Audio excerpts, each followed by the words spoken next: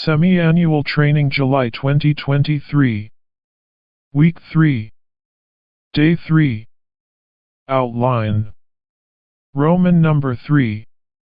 The Apostles' prayer in Ephesians 3 reveals that for the fulfillment of God's eternal economy, we need the Father, according to the riches of His glory, to strengthen us with power through His Spirit into the inner man, that Christ may build Himself into our hearts, occupying our entire being, that we might be filled unto all the fullness of God.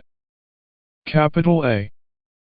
To say that we need to be strengthened with power into the inner man indicates that we are not in the inner man, that we live mostly in the outer man.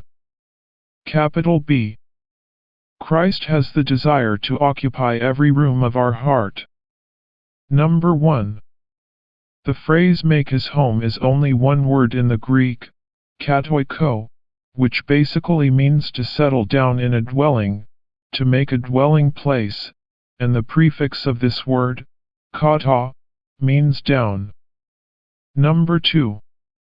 As Christ makes his home deep down in our hearts, we are being rooted in love for God's farm and grounded in love for God's building. Number 3.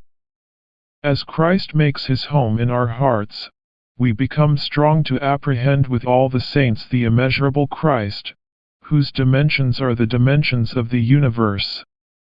Small a. Our experience of Christ in the church must be three-dimensional, like a cube, the breadth, length, height, and depth, and must not be one-dimensional, like a line. Small b. Both in the tabernacle and the temple, the Holy of Holies was a cube. Small c. Eventually, the New Jerusalem, God's building, will be an eternal cube, the Holy of Holies, 12,000 stadia in 3 dimensions. Number 4.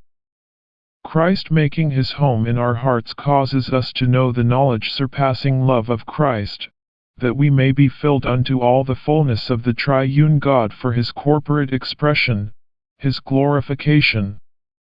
This is the end of today's outline.